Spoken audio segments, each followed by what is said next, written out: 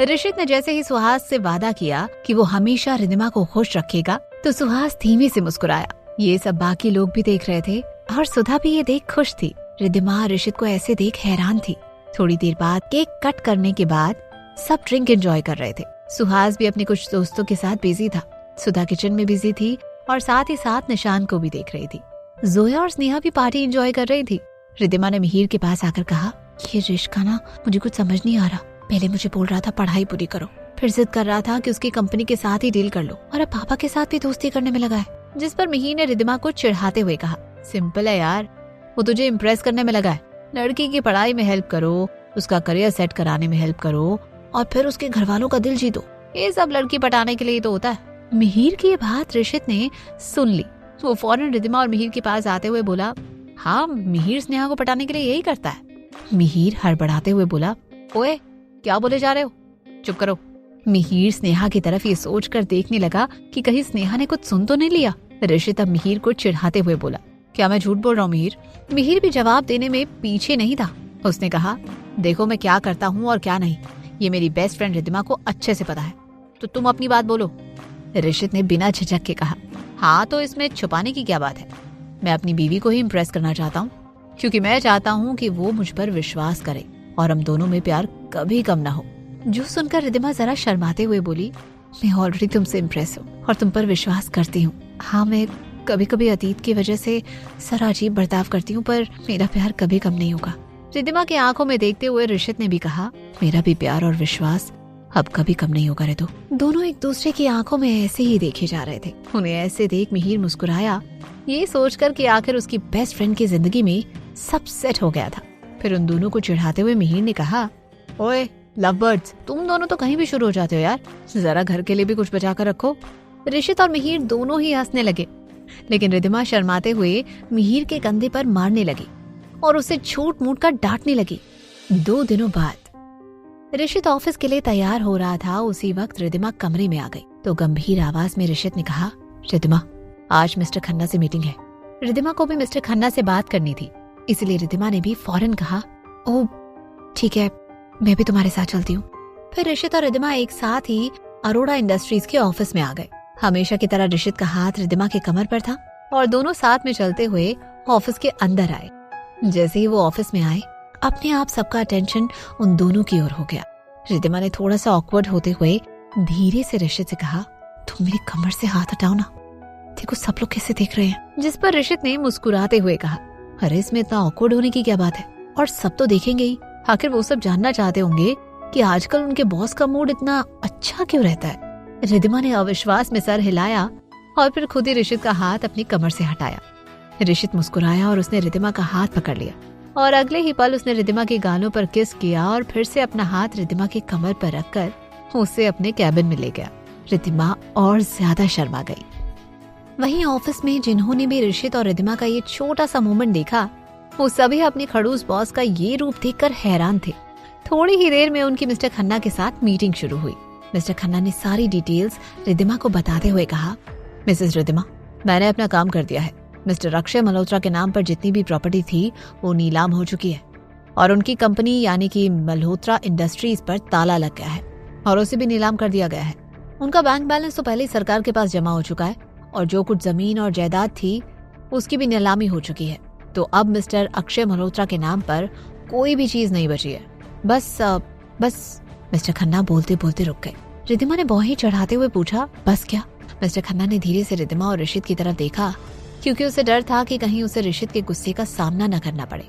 फिर उसने धीरे से कहा, बस मल्होत्रा मैंशन को छोड़कर। ऋषित को सच में गुस्सा आने लगा। वो बोला, Malhotra mention?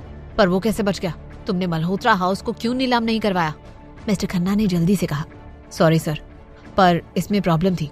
Malhotra house mister Akshay Malhotra और गौरव मल्होत्रा दोनों के नाम पर था, इसलिए कोर्ट ने मिस्टर गौरव को मल्होत्रा हाउस रखने की इजाजत दे दी। ऋषित गुस्से से मिस्टर खन्ना को घूरने लग गया। मिस्टर खन्ना ने जल्दी से कहा, मिस्टर अरोड़ा, लेकिन बाकी की सारी प्रॉपर्टी तो नहीं बची ना, उनके पास सिर्फ घर ही बचा है। ऋषित ने गुस्से से अपनी मुट्ठी कस ली। वो जानता था कि गौरव के पास अपनी खुद की बहुत सारी प्रॉपर्टी थी। आखिर गौरव की कंपनी टेक्सटाइल इंडस्ट्री में टॉप 10 में से एक थी। तभी रिद्धिमा ने ऋषित के हाथ पर हाथ रखा और पलकें झपकाकर उसे शांत होने का इशारा किया। तो ना चाहते हुए भी ऋषित चुप हो गया। तभी मिस्टर खन्ना ने कहा, मिसेस रिद्धिमा, मिस्टर अक्षय मल्होत्रा के केस की सारी प्रोसीजर अब पूरी हो चुकी है और पुलिस ने मल्होत्रा मेंशन को सील किया था, लेकिन अब सारे प्रोसीजर होने के बाद पुलिस ने फिर से मल्होत्रा हाउस को मिस्टर गौरव को सौंप दिया है। तो अब आप मल्होत्रा हाउस से अपना सामान वापस लेकर आ सकती हैं। रिद्धिमा ने बस ओके में सर हिलाया। दरअसल सब कुछ इतनी हड़बड़ी में हुआ था कि रिद्धिमा और निशांत का सामान अभी भी मल्होत्रा हाउस में ही पड़ा था। अक्षय के आत्महत्या के बाद पुलिस ने फौरन उस जगह को सील कर दिया था और फिर गौरव ने जैसे रिद्धिमा के साथ जबरदस्ती करने की कोशिश की थी, उसके बाद रिद्धिमा का फिर से मल्होत्रा हाउस में जाने का मन ही नहीं था। पर अब केस की प्रोसीजर पूरी हो चुकी थी तो रिद्धिमा अपना सामान वापस लेकर आ सकती थी। रिद्धिमा ने मिस्टर खन्ना की तरह देखते हुए मुस्कुरा कर कहा, थैंक यू मिस्टर खन्ना, आपने हमारी बहुत मदद की। मिस्टर खन्ना रिद्धिमा और ऋषित से हाथ मिलाकर चले गए। तभी ऋषित ने चिराग को ऑर्डर देते हुए कहा, चिराग, तुम मायरा को लेकर मल्होत्रा हाउस जाओ और साथ में हमारे गार्ड्स भी ले जाओ और मल्होत्रा हाउस से रिद्धिमा और निशांत का सारा सामान लेकर आओ। चिराग ने फौरन कहा, जी सर। चिराग जैसे ही कैबिन से गया, रिद्धिमा ने ऋषित का हाथ पकड़ते हुए कहा, रिलैक्स ऋषित, तुम मिस्टर खन्ना पर इतना गुस्सा क्यों हो रहे थे? मिस्टर अक्षय मल्होत्रा का काम अब पूरी तरह खत्म हो चुका है। ऋषित अपने गुस्से को काबू में नहीं कर पा रहा था। उसने गुस्से से कहा, पर वो गौरव तो है ना अभी। रिद्धिमा ने ऋषित को शांत करते हुए कहा, ऋष, गौरव को उसके किए की सजा जरूर भुगतनी पड़ेगी। हम साथ में मिलकर वो काम करेंगे। उसने मेरा बुटीक चलाया, तुम्हें मारने की कोशिश की, हम दोनों को अलग करने की साजिश की और मेरे साथ जबरदस्ती करने की कोशिश की, तो उसे उसकी सजा तो मैं देकर रहूंगी। पर मिस्टर अक्षय मल्होत्रा का किस्सा अब हमेशा के लिए खत्म हो चुका है, तो आज मेरी माँ को भी बहुत सुकून मिल रहा होगा और पापा भी ये सुनकर अच्छा महसूस करेंगे। रिद्धिमा की आंखें अपनी माँ की याद से गीली हो गई। ऋषित ने रिद्धिमा के पास जाकर उसे गले लगाते हुए कहा, हाँ, अक्षय मल्होत्रा का किस्सा खत्म हुआ और आज सिर्फ सुहास अंकल को ही नहीं बल्कि तुम्हारी माँ को भी तुम पर बहुत गर्व महसूस होगा। इमोशनल होकर रिद्धिमा भी ऋषित के गले लग गई। बाद में रिद्धिमा ऋषित के ऑफिस से निकलकर अपने पापा से मिलने उनके घर चली गई। वहाँ पर रिद्धिमा ने सबको ये सारी बात बताई। इमोशनल होकर सुहास ने रिद्धिमा को गले लगाया। रिद्धिमा भी अपने पापा के गले लगते हुए बोली, पापा, अब सही मायने में माँ का बदला पूरा हुआ। सुहास ने अपने आंसू पोंछते हुए कहा, हाँ बेटा, तुम सच कह रही हो और मुझे ही नहीं, आज तुम्हारी माँ को भी तुम पर गर्व होगा। सच में तुम जैसे बेटी मिलना हमारा अच्छा भाग्य ही है। रिद्धिमा ने कुछ नहीं कहा, उसकी भी आंखें भर आई थी। तभी रिद्धिमा का ध्यान सुधा और मिहिर की तरफ चला गया। रिद्धिमा ने इमोशनल होकर कहा, इस जंग में मुझसे और पापा से ज्यादा तकलीफ आप दोनों को हुई है और मैं जानती हूँ कि आप दोनों का मन हर पल कश्मकश से जूझ रहा होगा। सुधा ने रिद्धिमा के सर पर हाथ फेरते हुए कहा, बेटा, जब बात सच का साथ देने की हो तो सिर्फ सच को देखा जाता है, अपने या पराये को नहीं। वैसे भी हमारा रिश्ता तो कब का खत्म हो चुका था। मिहिर ने भी अपनी माँ की बात से सहमति दिखाते हुए कहा, हाँ, और रही बात उनके पैसों और प्रॉपर्टी की, तो तूने बिल्कुल सही किया। उनकी प्रॉपर्टी जब्त और नीलाम करवाकर, क्योंकि काले धंधे और दूसरों की जिंदगियां तबाह करके जमा किए हुए पैसे और प्रॉपर्टी के साथ यही होना सही था।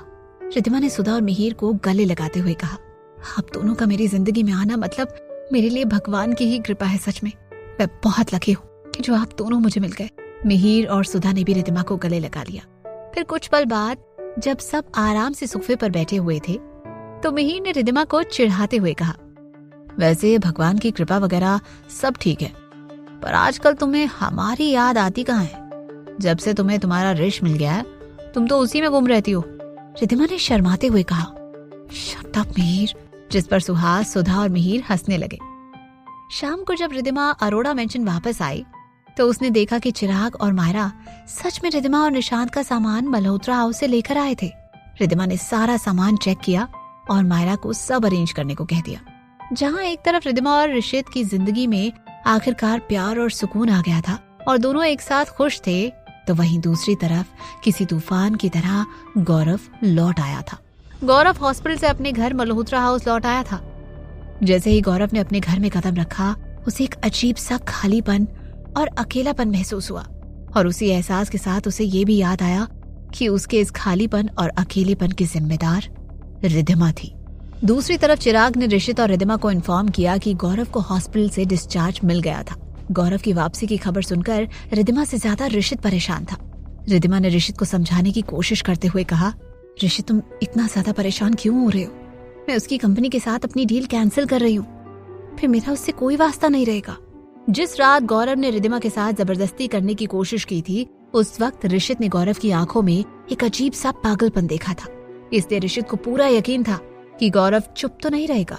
पर चाहे कुछ भी हो, ऋषित ने फैसला कर लिया था कि अब वो रिद्धिमा को खुद से अलग नहीं होने देगा। परेशान होकर ऋषित ने रिद्धिमा को ऐसे गले लगाया मानो वो उसे अपनी बाहों में सारी दुनिया से छुपा कर रखना चाहता हो। उससे थोड़ा दूर होकर ऋषित ने इमोशनल होकर कहा, रितु, अगर मैं तुमसे दूर हो गया तो फिर मेरी जिंदगी में कुछ भी नहीं बचेगा। रिद्धिमा ने ऋषित के चेहरे को अपने हाथों में लेते हुए उसे दिलासा देते हुए कहा, ऐसा कभी नहीं होगा ऋषित, हम दोनों अब कभी अलग नहीं होंगे। धीरे से रिद्धिमा ऋषित के होंठों पर किस करने लग गई, जैसे कि वो ऋषित का उसे खोने का डर भगा देना चाहती हो और उसे यकीन दिला देना चाहती हो कि अब उन दोनों के बीच कोई नहीं आ पाएगा। अपने होठों पर रिद्धिमा के होठों को महसूस करके ऋषित के दिल को जैसे तसल्ली मिल गई कि उसकी रितु उसके पास ही थी। धीरे धीरे ऋषित भी रिद्धिमा को रिस्पॉन्ड करने लगा। देर रात को दोनों ही थक कर एक दूसरे की बाहों में लेटे हुए थे। रिद्धिमा को तो नींद आ गई थी, पर ऋषित सो नहीं पा रहा था। उसके दिमाग में कई सारे ख्याल घूम रहे थे। ऋषित ने एक बार रिद्धिमा की तरफ देखा, फिर उसके माथे को चूम कर उसे अच्छे से ब्लैंकेट उड़ा दिया। फिर रिद्धिमा को बिना डिस्टर्ब किए ऋषित कपड़े पहनकर अपने कमरे से निकलकर स्टडी रूम में आया। फिर उसने अपने असिस्टेंट चिराग को फोन किया। बेचारा चिराग अपने घर में गहरी नींद में सो रहा था, पर फोन की आवाज से उसकी नींद डिस्टर्ब हो गई। फोन को हाथ में लेकर जैसे ही उसने देखा कि उसके बॉस ऋषित का फोन था, उसने खुद से ही बड़बड़ाते हुए कहा, हे भगवान, तू मुझे उठा ले, क्योंकि जीते जी तो मेरा बॉस मुझे चैन से सोने नहीं देगा। शायद मरने के बाद ही मेरे दिल को चैन मिले। फिर अपनी आंखें मलते हुए चिराग ने फोन उठाया और कहा, हेलो सर। ऋषित ने चिराग की नींद भरी आवाज इग्नोर करते हुए कहा, चिराग, मैंने तुम्हें जो गौरव की कंपनी की सारी खुफिया और अंदरूनी जानकारी हासिल करने को कही थी, उसका क्या हुआ? ऋषित की आवाज इस वक्त इतनी गंभीर थी कि चिराग की सारी नींद भाग गई। चिराग ने फौरन कहा, हाँ सर, कुछ जानकारी तो हमें मिली है और कुछ ही दिनों में और भी जानकारी मिलेगी। ऋषित ने गंभीर आवाज में कहा, ठीक है, क्योंकि हम गौरव मल्होत्रा को कम नहीं भाग सकते हैं। वो इतनी आसानी से हार नहीं मानेगा। वो रिद्धिमा से अपने पापा का बदला लेने की कोशिश जरूर करेगा। चिराग भी अब बात की गंभीरता को समझ गया था। उसने भी गंभीर आवाज में कहा, आप फिक्र मत कीजिए सर, हमारे आदमी काम पर लगे हुए हैं। मिस्टर गौरव मल्होत्रा रिद्धिमा मैडम का कुछ नहीं बिगाड़ पाएंगे। ऋषित ने यह सुनकर कुछ नहीं कहा, बस फोन कट कर दिया। चिराग ने लंबी सांस ली। उसका बॉस सच में रिद्धिमा को बहुत प्यार करता था और इसलिए उसे रिद्धिमा की इतनी फिक्र थी। पर चिराग को पूरा यकीन था कि उनके आदमियों ने जो भी जानकारी गौरव के बिजनेस और कंपनी के बारे में हासिल की थी, उससे वो लोग गौरव को अच्छा सबक सिखा सकते थे।